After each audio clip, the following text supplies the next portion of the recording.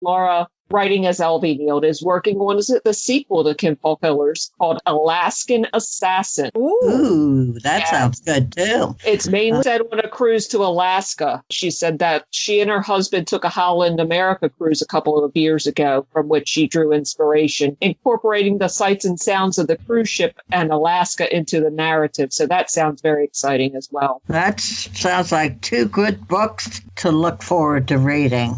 Thank you, girls. You can follow Laura on her Facebook page. She doesn't have a website. Her Facebook page is LV Nield to get updates for the release of her next Olive Reader mystery. Now we have the very exciting list of nominees for this year's Malice Domestics Agatha Awards. Tracy, would you do the honors and tell us who's been nominated? On May the 4th at the Malice Domestics, the awards dinner, the Agatha will be given out. These are the nominations for those awards, and they're broken up into different categories. So the first category is Best Contemporary Novel. So we have Mardi Gras Murder by Ellen Byron. That's from Crooked Lane Books. Beyond the Truth by Bruce Robert Coffin. That's Witness Impulse Books.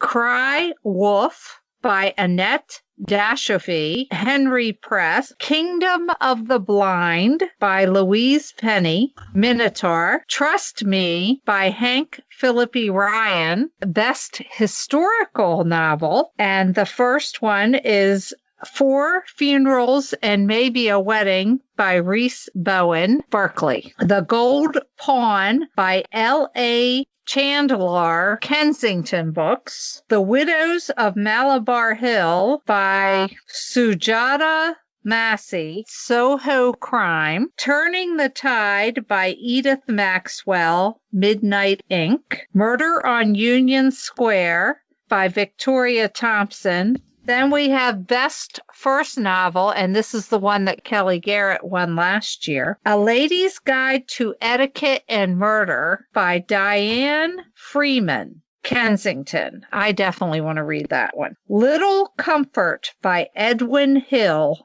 also by Kensington. What Doesn't Kill You by Amy Hicks, Midnight Ink. Deadly Solution by Keenan Powell, Level Best Books. Curses Boiled Again by Sherry Randall, St. Martin's. Then we have Best Short Story, All God's Sparrows by Leslie Budowitz, Alfred Hitchcock Mystery Magazine. A Postcard for the Dead by Susan Calkins in Florida Happens, 3 Room Press. Bug Appetite by Barb Goffman, Ellery Queen Magazine. Case of the Vanishing Professor by Tara Laskowski, Alfred Hitchcock Magazine. English 398, Fiction Workshop by Art Taylor, Ellery Queen Magazine. Then we have the Best Young Adult Mystery, and the first one is Potion Problems, Just Add Magic by Cindy Callahan, Aladdin Books. Winter House by Ben Guterson, Henry Holt. A Side of Sabotage by C.M. Cerisi, Carol Rhoda Books. Best Nonfiction. The first one is Mastering Plot Twist by Jane Cleland, Writer's Digest Books. Writing the Cozy Mystery by Nancy J. Cohen, Orange Grove Press. Conan Doyle for the Defense by Margalit Fox, Random House. Agatha Christie and Mysterious Life by Laura Thompson, Pegasus Books. Wicked Women of Ohio by Jane Ann Turzillo, History Press. Those are the nominees, so I cannot wait to attend this ceremony and find out who wins. Yes, and we will try our best to interview as many of these people as we can. Definitely. Something to look forward to. Do we have any birthdays this week? We'd like to wish one of our favorites, and I'm sure yours also, a very happy birthday to Charles Dickens. Happy birthday, Charles. 207 years old. He doesn't look a day over 107. Oh, dear. So that wraps up our Bookends number 20. You can access this and all of our episodes on our website, www.itwasadarkandstormybookclub.com. And you can email us from there. You can join our newsletter. Another thing you can do, and we haven't talked about it much lately, but just to give you a little reminder, we do have a Patreon. We don't do much with it. We don't have any extra content. Almost consider it like a tip jar. If you want to keep hearing this good content that we have for you, put some money in our tip jar. Exactly. That's a good way to describe it, because a lot of people don't know what Patreon is. It is sort of like a tip jar. It's a site where you can sponsor all the different podcasters that are out there that have accounts. If you like what we're doing and you'd like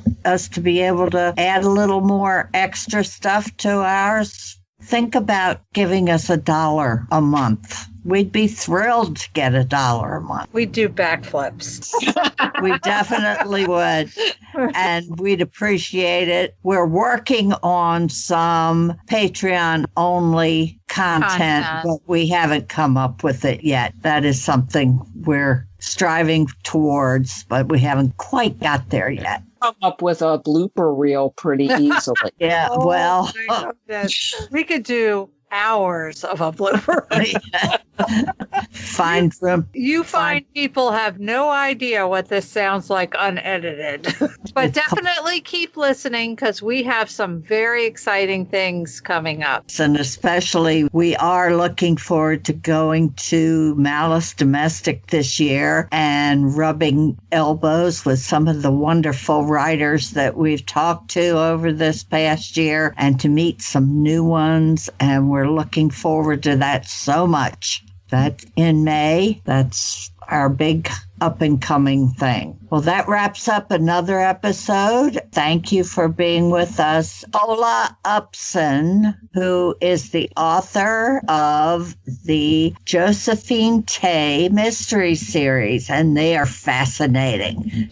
Yeah. Yes. And her protagonist is the author, Josephine Tay, who wrote some of the most wonderful mysteries back in the 30s. This is a very good series. We're looking forward to talking with her. We hope you'll join us then. And remember, life would be boring without a little mystery. Bye.